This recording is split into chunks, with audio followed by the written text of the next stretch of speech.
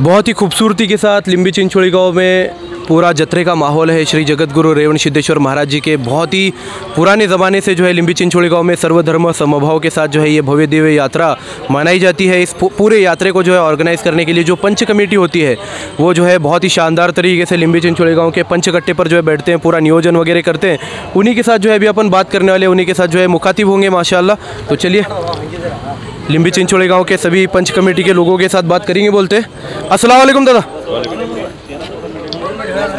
अस्सलाम वालेकुम। तो कैसा है पूरा माहौल गांव में जत्रे का? क्या सब हमारा अच्छा है, सब अच्छा है। तो अभी क्या नियोजन क्या क्या है जत्रे का? भी नियोजन क्या, कुश्तिया का नियोजन है शाम में। अभी पालकी ये जाती है, नंदी कोला जाती है बुगड़ी को, वो नियोजन है अभी। तो राजू काका नमस्कार। नमस्ते। तो कैसा है पूरा, तैयारी कैसी हुई इस साल 4 दिन की? अच्छा है। हाँ अच्छा हुआ है तैयारी, सब तैयारी। मुलाकात ले नहीं सब जगह का चलेगी बोलते हैं।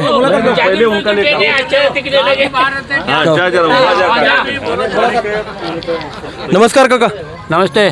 तर कसं आहे नियोजन, कसं झालं पूर्ण गावामध्ये जत्रेचं यावर्षी?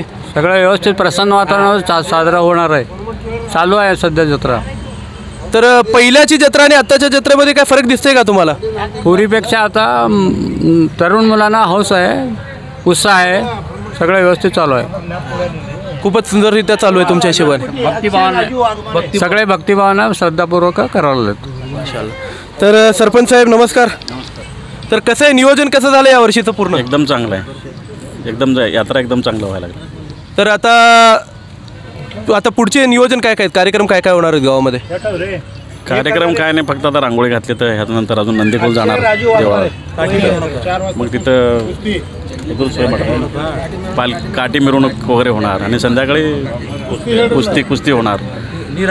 हां तर आपल्या गावामध्ये जे आहे यावर्षी ईद आणि पूर्ण जे आहे जत्रा एकाच वेळेस झाली, तर पूर्ण महाराष्ट्रातलं तुम्हाला माहितीच आहे माहोल कसं होतं, तर गावामध्ये तसं काय झालं का? काही नाही, एकदम सुंदररित्या झालं जत्रा आणि ईद बी एकदम सुंदररित्या झाले। सर्व धर्म सर्व लोक मिळून मिसळून ईद आणि हे सण करत आहेत। म्हणजे महाराष्ट्रात कितीही काही येऊ दे, आपल्या सोलापुरात तसं काय होणार नाही, गावामध्ये काय होणार नाही? अजिबात होणार नाही, आमच्या गावात तर अजिबात होणार नाही। कुठं काही होऊ दे पण आमच्या गावात तर अजिबात होणार। सगळे लोक, सगळे समाजचे लोक एकत्रित होऊन सगळे जत्रा आपलं ईद सगळं एकत्र मिळून करतात। धन्यवाद साहेब। तर नमस्कार सिद्धू काका। नमस्कार। नमस्ते नमस्ते। तर कसं चाललंय पूर्ण जत्रा? एकदम एक नंबर चाललाय। हाँ बोल और क्या बोलो। या वर्षीचं काय दारुगोळ्याचं वगैरे काय कार्यक्रम आहे का नाही? गोळाचा आहे, कुस्तीचं नियोजन आहे, काट्याच्या मिरवणूक आहे, आता नंदीध्वजाच्या मिरवणूक आहे, एकदम प्रमाणे चांगलं आहे।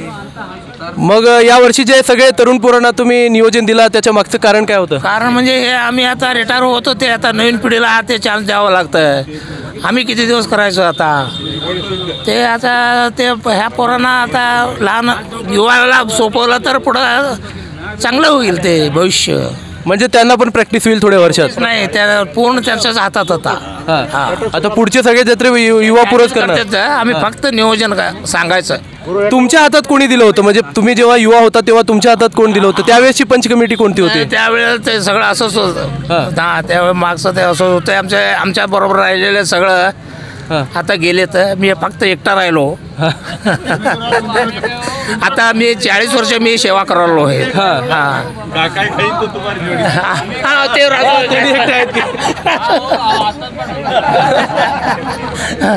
राजू एक आहे, तर आम्ही आता रिटायर होत आलो। आता ते आता पुढच्या पिढीला सोपवून रिटायर व्हावं। धन्यवाद काका, खूपच सुंदररित्या तुम्ही बोललात या ठिकाणी। तर आता जे अंबिल बिनगीची जी मिरवणूक लिंबी चिंचोळी गावामध्ये निघणार आहे, तर त्या मिरवणुकीमध्ये आपण सहभागी होऊया आणि बघूया पुढे काय होतं ते।